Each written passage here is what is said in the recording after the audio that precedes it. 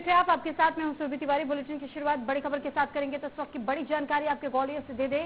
ग्वालियर में महाराजा बाड़ा पर बड़ा हादसा हुआ है। इस वक्त हाइड्रोलिक मशीन की क्रेन टूट गई है। क्रेन की हाइड्रोलिक मशीन जो थी वो टूट चुकी है और इस वजह से बड़ा हादसा हुआ है। बिल्डिंग पर झंडा लगाते वक्त ये भीषण हादसा हुआ तो 60 फीट की ऊंचाई पर प्लेटफॉर्म टूट गया।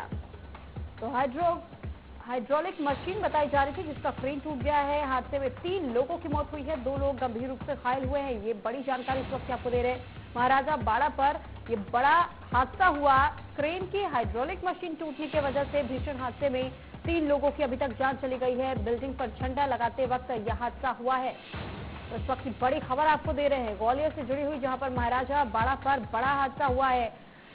अब इस क्रेन की हाइड्रोलिक मशीन टूट गई थी। आपको देखिए तस्वीरें भी दिखा रहे हैं आप। इन तस्वीरों में उस मशीन को देख पा रहे हैं, उस क्रेन को देख पा रहे हैं जिसकी ये हाइड्रोलिक मशीन टूटी है और 60 फीट की ऊंचाई पर प्लेटफॉर्म अचानक से टूट गया, जिस वजह से हादसे में 3 लोगों की जान चली गई तो 2 लोग गंभीर रूप से घायल बताए जा रहे हैं। इस वक्त की बड़ी जानकारी आपको महाराजा बाड़ा से दे रहे हैं।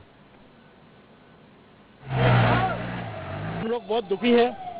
हमारे कर्मचारी भाइयों का शोषण हुआ, उनकी मृत्यु हो गई। ये हमारे लिए बहुत दुख का विषय है।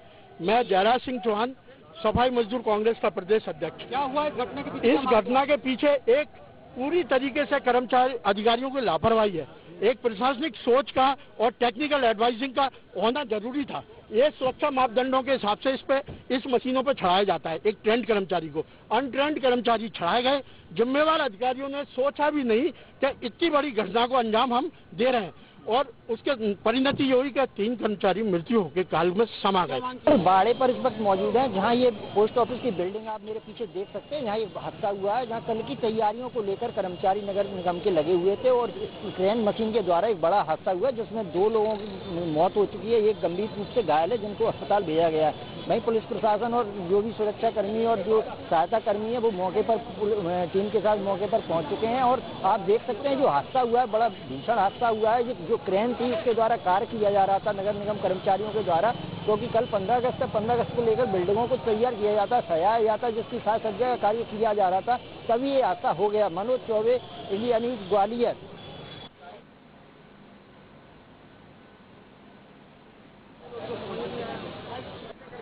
तो ग्वालियर से इस वक्त की बड़ी खबर आपको बता रहे हैं, जहां पर बिल्डिंग पर झंडा लगाते वक्त एक बड़ा हादसा हुआ है। 60 फीट की ऊंचाई पर अचानक से क्रेन का हाइड्रोलिक मशीन टूटने की वजह से प्लेटफॉर्म ये 60 फीट की ऊंचाई पर ही अटक गया, जिस वजह से ये भीषण हादसा हुआ। इसमें 3 लोगों की जान चली गई है, 2 लोग गंभीर रूप से घायल बताए जा रहे हैं। महाराजा बाड़ा पर यह हादसा हुआ। एक्सक्लूसिव तस्वीर इस वक्त हम आपको दिखा रहे हैं। तो इंटर न्यूज पर एक्सक्लूसिव तस्वीरें आपको ग्वालियर से दिखा रहे हैं, जहां पर ये बड़ा हादसा कहा जा रहा है, क्योंकि महाराजा बाड़ा पर झंडा फहराया जा रहा था, लेकिन झंडा लगाते वक्त ही यह हादसा हुआ और क्रेन की हाइड्रोलिक मशीन टूट गई। अचानक से मशीन टूटने की वजह से 60 फीट की ऊंचाई पर प्लेटफॉर्म टूट गया और प्लेटफॉर्म टूटने की वजह से भीषण हादसा, जिसमें से 3 लोगों की जान चली गई और 3 लोगों की जान जाने के बावजूद और ऐसे 2 लोग बताए जा रहे हैं जिनकी हालत फिलहाल गंभीर बनी हुई है। अब बुरी तरीके से जख्मी हुए हैं, जिनको नजदीकी अस्पताल में इलाज के लिए भर्ती कराया गया। हालांकि ये जो बताया जा रहा है कि क्रेन था यहाँ पर, क्रेन की मदद से एक किस्म की सीढ़ियां होती है जिसको ऊंचा और किया जाता है। अगर ऊंचाई तक पहुंचना होता है तो उसी को हाइड्रोलिक मशीन के इस्तेमाल से ही, प्रयोग से ही इन सीढ़ियों को ऊंचाई पर लेकर जाया जाता है और एक प्लेटफॉर्म बना होता है इन सीढ़ियों पर। वो हाइड्रोलिक मशीन टूटने की वजह से 60 फीट की ऊंचाई पर अचानक से वो प्लेटफॉर्म टूट गया और प्लेटफॉर्म टूटने की वजह से इस पर जो 3 लोग सवार थे, 3 लोग की जान चली गई है और 2 की हालत गंभीर बनी हुई है।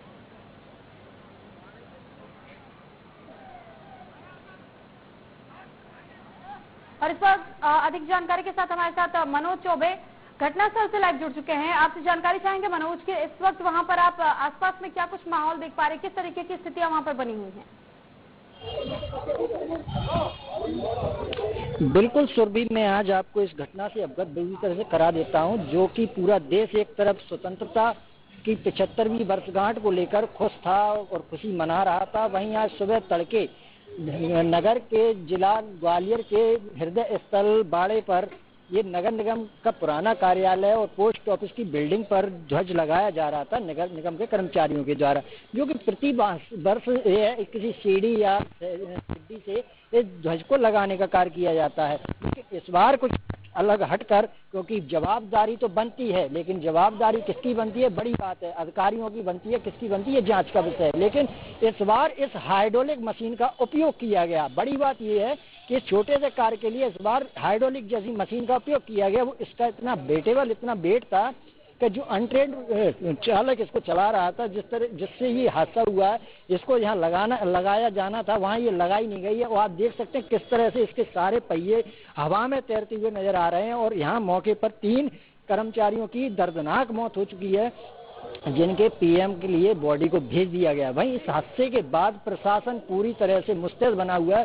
पुलिस विभाग यहाँ पर मौजूद है, पूरी नजर बनाए हुए है। यहाँ लगातार जिला एसपी पुलिस अधीक्षक अमित सांघी सहित प्रभारी मंत्री भी यहाँ कल ध्वजारोहण करने आए हैं। तो उनके भी यहाँ जो स्पॉट है वहाँ पर घटना स्थल पर पहुंचकर जायजा लिया। तो वहीं जो मजदूर यूनियन के अध्यक्ष हैं जयराज चौहान, उनकी मांग है ये दर्दनाक हादसा है, बड़ी लापरवाही, उन्होंने गंभीर आरोप नगर निगम पर लगाए हैं। उनका कहना है कि इसके जिम्मेदार। सवाल आपसे पूछना चाहेंगे, आपने अभी बताया कि जिस तरीके से क्रेन का जो प्लेटफॉर्म टूटा है हाइड्रोलिक मशीन में, अगर क्या लंबे समय से दिक्कतें चल रही थी तो क्या इस बात का अंदाजा पहले से नहीं था कि वाकई इस मशीन में गड़बड़ी चल रही है, पहले उसे ठीक किया जाना चाहिए, उसके बाद से उसे वहां घटनास्थल पर अगर वो भेजते, झंडा फहराने का काम करना था तो पहले जांचना चाहिए था गाड़ी को? उससे बात करते हैं किस तरह के हादसे हुआ है, क्या वजह निकली इसकी और कौन इसका जिम्मेदार है। ये हादसे का कोई फिक्स वजह नहीं होती, हादसा तो हादसा है और निश्चित रूप से ये मैकेनिकल फेल्यूर है, इसलिए किसी व्यक्ति पर इसका आरोप नहीं लगाया जाता। बिल्कुल हेलमेट बताया गया प्रशासन के द्वारा, एसडीएम साहब भी अच्छा कौन जिम्मेदार होगा इसका, क्या ले रही है? देखिए दुर्घटना है और दुर्घटना मशीन की दुर्घटना है और इसमें ये तो जांच की भी घोषणा की है, मजिस्ट्रियल जांच की, उसमें ये सारे तथ्य सामने आएंगे। तो अभी प्रथम दृष्टया नहीं कह सकते कि किसकी गलती है, क्योंकि जो बैठे थे वही बेचारे, वही उनका जीवन चला गया, वही उनका से डेथ हो गई एक की ऑपरेटर की, दंडोतिया की जो है कुलदीप की। तो वहीं हमारे साथ पुलिस विभाग के एडिशनल एसपी पांडे जी मौजूद हैं, उनसे भी जानते हैं सर 15 अगस्त को लेकर भी सुरक्षा व्यवस्था की इंतजाम किए गए, किस तरह के इंतजाम किए गए? जो हमारे बॉर्डर एरियाज हैं उनमें चेकिंग चल रही है और अंदर हमारी जो BDDS टीम है, बॉम्ब डिस्पोजल टीम है, वो प्रमुख संस्थानों में, रेलवे स्टेशन, बस स्टैंड में चेकिंग कर रही है और पुख्ता इंतजाम किए गए हैं। तो बिल्कुल 15 अगस्त को लेकर भी पुख्ता इंतजाम हैं और यहाँ भी जिस घटना स्थल पर दर्दनाक हादसा हुआ है उस पर भी वो लगातार नजर बनाए हुए हैं। प्रशासनिक अमला यहाँ सुबह से मौजूद है, पुलिस विभाग के पूरे कर्मचारी यहाँ पर मुस्तैदी से मौजूद है और पूरी घटना पर नजर बनाए हुए हैं। वहीं जो प्रभारी मंत्री तुलसीराम सिलावट जी हैं वो यहाँ पहुंचे थे, उन्होंने परिजनों को आश्वासन दिया है और जो कर्मचारी थे उनको आश्वासन दिया है, सभी मृतकों के परिजनों को 1-1 करोड़ की सहायता जो राशि मांगी गई है परिजनों के द्वारा, कर्मचारियों के द्वारा, उसमें जल्दी कुछ न कुछ राहत दी जाएगी। परिवार के लोगों को सांत्वना दी है। उन्होंने कहा सरकार मृतकों के परिवार के साथ खड़ी हुई है,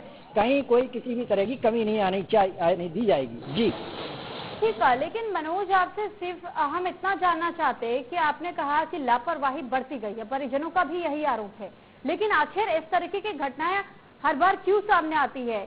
क्योंकि प्रशासनिक तौर पे जो तमाम तरीके के दावे किए जाते हैं कि जांच पड़ताल करने के बाद से सही अगर जांचा जाता तो शायद इस तरीके की अनहोनी नहीं होती। अगर पहले से पता होता, क्रेन को जांचा जाता कि इसमें कहीं कोई तकनीकी खामियां तो नहीं है, तो ये क्या बड़ा हादसा टल नहीं सकता था?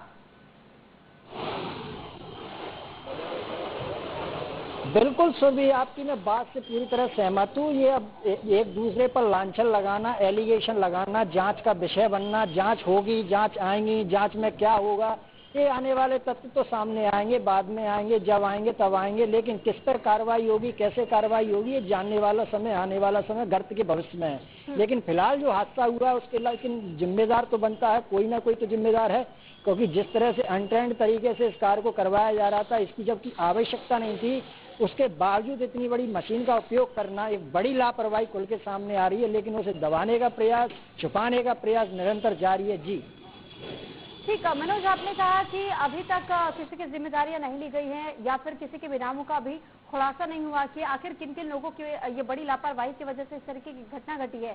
क्या अभी तक कोई ऐसा नाम सामने आ रहा है जिस पर ये जिम्मेदारी दी जा सकती है कि इनकी लापरवाही की वजह से यह हादसा हुआ?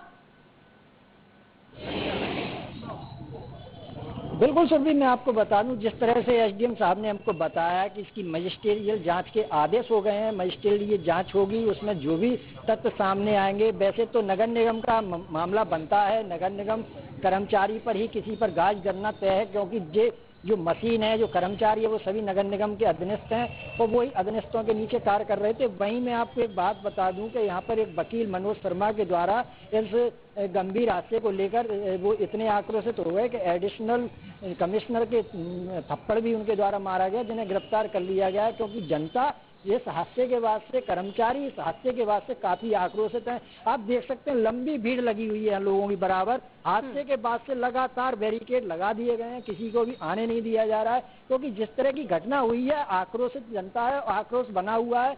प्रशासन शासन के खिलाफ पब्लिक बराबर यहाँ पर भीड़ में नजर आ रही है और इस हादसे के लिए जिम्मेदार सर शासन और प्रशासन को मानती हुई दिखाई दे रही है। वहीं यहाँ तुलसीराम सिलावट जब पहुंचे थे घटनास्थल पर, तो उन्होंने उनके सामने भी कर्मचारियों ने नारेबाजी की। उन्होंने कहा कि हमें हक चाहिए, हमारे लोगों की जो मौत हुई है वो उसमें हत्या का मामला दर्ज होना चाहिए। जी ठीक है, लेकिन क्या केवल मुआवजा देने से क्या उन लोगों की जिंदगी जो गई है, वो जो एक बेहद क्षतिपूर्ति होती है किसी भी परिवार के सदस्य के लिए, तो ऐसे में क्या इसकी भरपाई केवल मुआवजे के माध्यम से की जा पाएगी? आखिर कब तक ये इस तरीके की लापरवाहियों को अंजाम दिया जाता रहेगा? बिल्कुल आपका सही कहना है सुरभि जी, इन मुआवजों के नाम से केवल गमगीन परिजनों के मुंह को बंद कर दिया जाता है, उनके दर्द को दबा दिया जाता है, उनके एहसासों को छुपा दिया जाता है, उनके जज्बातों को भुला दिया जाता है। ये इस तरह के हादसे बराबर चाहे जब देखने को मिलते हैं, बड़ी लापरवाहियां देखने को मिलती हैं, लेकिन वरिष्ठ अधिकारियों के द्वारा इन लापरवाहियों को आगे चल के इग्नोर कर दिया जाता है, जांच के नाम पर टाल दिया जाता है, जांच के नाम पर किसी अधीनस्थ छोटे कर्मचारी पर गाज गिरा दी जाती है और तीसरी कर ली जाती है। जी और मनोज, आपसे ये भी जानना चाहेंगे कि जब यहाँ पर तुलसी सिलावट पहुंचे थे तो उनकी तरफ से क्या आश्वासन दिया गया, क्या कुछ कहा गया कि क्या इस तरीके की जो लापरवाहियां हो रही है अब आगे से ध्यान रखा जाएगा, पहले जांच की जाएगी वाहनों की, मशीनों की, उसके बाद कहीं कोई इस्तेमाल होगा, या फिर जिस तरीके से परिजनों ने अगर उनसे बातचीत की तो परिजनों को क्या आश्वासन दिया गया?